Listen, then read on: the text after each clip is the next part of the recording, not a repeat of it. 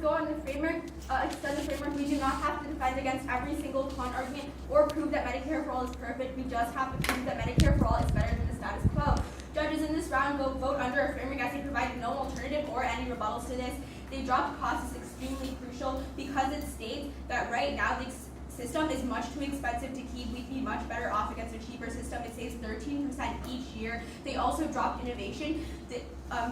Innovation is saying that under a Medicare for all system, drugs would be sold by how valuable they are or by how much companies innovate, which is much better for the system, especially right now because of Corona. Now answering to jobs, extend what my partner mentioned in her first speech. Medicare helps jobs for two main reasons. According to Bivens and 20, Medicare for all would boost wages and salaries by allowing employers to redirect their money to workers' wages. It also reduces worker turnover so people can find jobs that better suit them and pay more.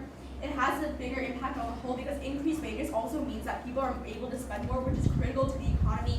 The opponents make the claim that a large number of people working in insurance will lose their jobs. However, this will not have any significant impact on the job market. Even no new jobs were created as a result of Medicare for all layoffs in private insurance, but only at 2% of the national rate of layoffs. Moreover, Bivens tells you that Medicare for all would create 2.3 million more jobs. They also talk about how there will be an increase in corona cases. First, judges notice how in the status quo, countries in universal healthcare and single-payer systems are managing COVID the best, take into account Japan or maybe even Taiwan. Second, more on that, Medicare for all is key, especially in the status quo. According to Cunningham and 20, the pandemic crisis was caused by a slow healthcare system that made it almost impossible to test Americans. Medicare for all solves as it gives coverage to all Americans and streamlines the system. The first figure conceded to this in Crossfire, saying that it is better if people test. Jones and 20 states that we can increase global GDP by 5.8% next year if we're able to solve the pandemic.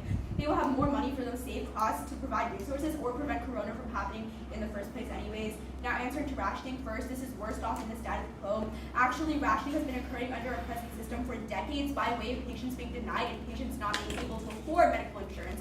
More people are rationing against if they can't afford anything in the cons world. Even if you don't buy that, rationing won't happen under Medicare for all for several reasons. Medicare for all will insure all of America, thus providing more operating revenue to the healthcare industry. This just means that more medical professionals can be hired. Also, the con leads to more rationing, even more than what happens in the status quo due to the high cost of the current system. $50 billion is wasted per year. Next on wait times, first, at the very least, only people with less severe conditions will have to wait. This is way too improbable. Only people who don't need medical assistance immediately will have to wait. People won't fill up hospitals for nothing because although it's cheaper for families, it's not completely free. Second, nations with universal health care disprove this. According to Waldrop and 10, data from other nations show that universal coverage does not necessarily result in substantially longer wait times.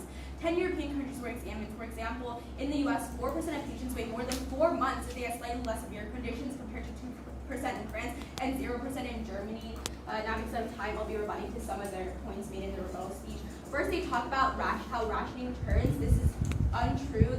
This is not true at all. It's not completely free. Again, it's cheaper for families, but no one will go because they still have to pay. Second, this is not empirically proven. In countries with universal health care, no one goes to the hospital for nothing. And third, there's more demand for health care, which means they have more operating revenue and can hire more medical officials. And they talk about how there will be an increase in corona cases. This doesn't make sense. Extend what I said. More testing means that there will be a decrease in cases because this is the root cause